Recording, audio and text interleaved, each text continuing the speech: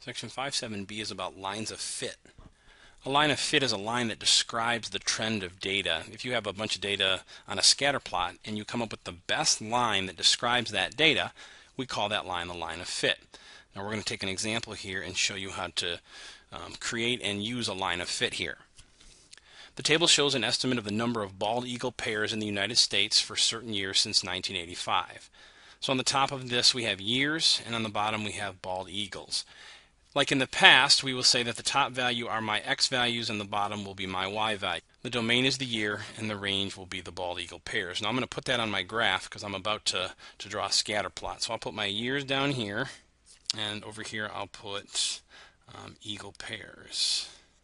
Now I want to draw a scatter plot, which means I want to put all these ordered pairs on this graph. Before I do that, I've got to figure out what good units will be on the graph here. It appears as if the biggest years is 14, so I'm going to jump by, I'm going to go each one is 1, so this will be 2, 4. So I'll set up the years that way, and now the bald eagle pairs, the biggest number is 5,800, so maybe if I jump by 1,000 every 2. So that's how I'll label my axis. So now I'm going to graph these. 3, 2,500. 5, 3,000.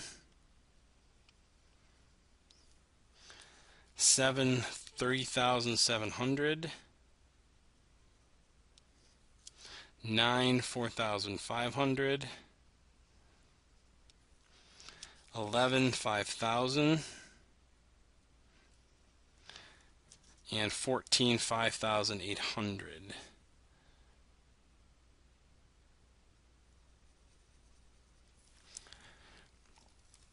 Now if we look at those points, they don't form a straight line. But we can come up with a line that fits it the best, and that's what I'm asked to do here in B, is draw a line of fit. Now on your paper you want to use a ruler or a piece of paper or something like that to try to find it. I'm just going to try my best here using the technology that I have. So there's my best estimate for the line of fit. It goes through as many points as it can to kind of go through the middle. Now I want you to notice something. In my line of fit, these 2 points here, the one on the ends, go right through the line and they're a good distance apart. Now that's an important thing to note because in the next part of this I'm asked to write the slope-intercept form of an equation for that line. To do that, I actually need to use those 2 points. You can pick any 2 points on the graph. You want to pick points that are far enough apart so they're not right next to each other, and you want to pick points that are close to the line of fit. So I'm going to use these 2 points. They're 3, 2,500 and 14, 5,800. So I'm going to transfer those to the next slide.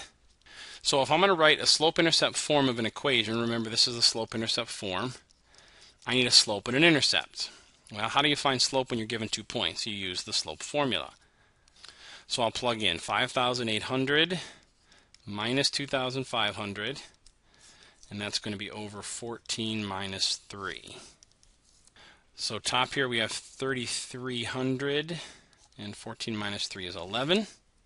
Divide 3,300 by 11, and you're going to get 300. So that's my M. My slope is 300 for that line of fit. Remember, I'm finding the information for the line that I just created. Now I need to find the B, and you do that by picking one of the points and using the slope. Well, let's use the first point. 2,500 equals the slope of 300 times the x, which is 3, plus b. 300 times 3 is 900, so I will subtract 900 from both sides. So this will be 1,600 equals b. So my y-intercept is 1,600. So now I have a slope of 300, a y-intercept of 1,600, and I plug those in. Y equals 300x plus 1,600. Now what have I created? I have created an equation that's in slope-intercept form of my line of fit. This is the equation of this blue line. So in other words, it's an equation that's close to the data, and I can now use this equation to predict the number of eagles for whatever year. As long as my year is the value for X, because remember the years is the independent value, I can put in a year in here for X, anything I want, and it will give me an estimate for the number of bald eagles for Y.